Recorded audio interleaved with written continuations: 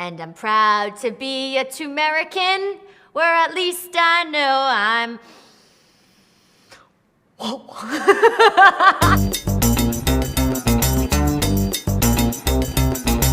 Hi, I'm Tracy Lockwood-Beckerman, a registered dietitian in New York City, and it's my job to help you figure out what to eat and why. Today's topic is turmeric. You might have been hearing all about its anti-inflammatory properties recently. You are rocking some anti-inflammatory power. But is a golden milk latte worth its weight in gold, or is turmeric not gonna spice up your life as much as you might have thought? Go for the gold! This is the good stuff. Let's get to the root of turmeric on this episode of You vs. Food. Turmeric is a spice made from the root of the turmeric plant, which is related to ginger. So turmeric, are you really excited to go on tour with the Spice Girls? Yes, I am. It is grown in India, Asia, and Central America, and has been incorporated in holistic medicine practice for centuries. You've most likely seen it as a cooking spice on its own. That's when the root is peeled, boiled, dried, and ground up. It's also a main ingredient in curry powder. There's a compound in turmeric called curcumin, which has anti-inflammatory and antioxidant properties. Turmeric has been linked to many health benefits, from settling an upset stomach to managing anxiety to reducing the risk of developing heart disease and even Alzheimer's. Hence why everyone is calling it a superfood, which I guess means it has a day job that puts a cape on at night and saves the world. Super spice!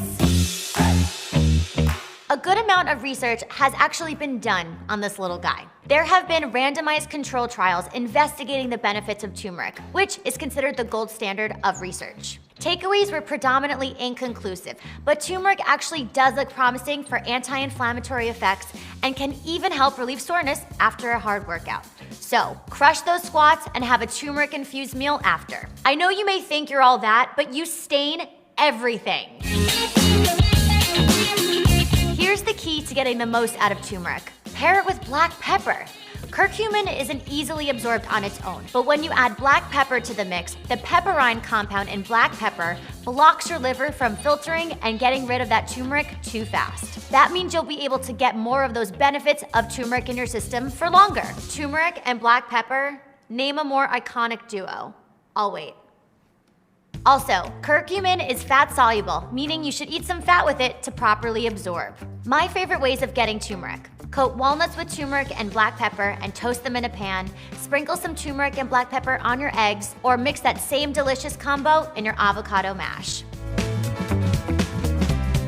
Turmeric isn't a disease-curing magical fairy dust, but some of the science is promising when it comes to the potent anti-inflammatory effects. Still, there's a lot more research to be done, but there are actually some current studies on how it could help treat and protect us from a variety of cancers, colitis, diabetes, and surgical pain. Like right now! How exciting! Robert Frost once wrote, "Nothing gold can stay." But it's time we make an exception because I believe that turmeric deserves a place in your pantry. Eat this, Robert Frost! See you next time for another episode of You vs. Food.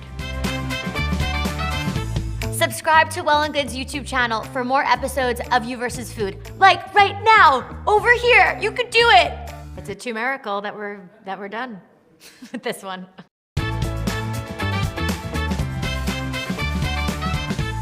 And we can cut the curcumin. Nope, that's okay.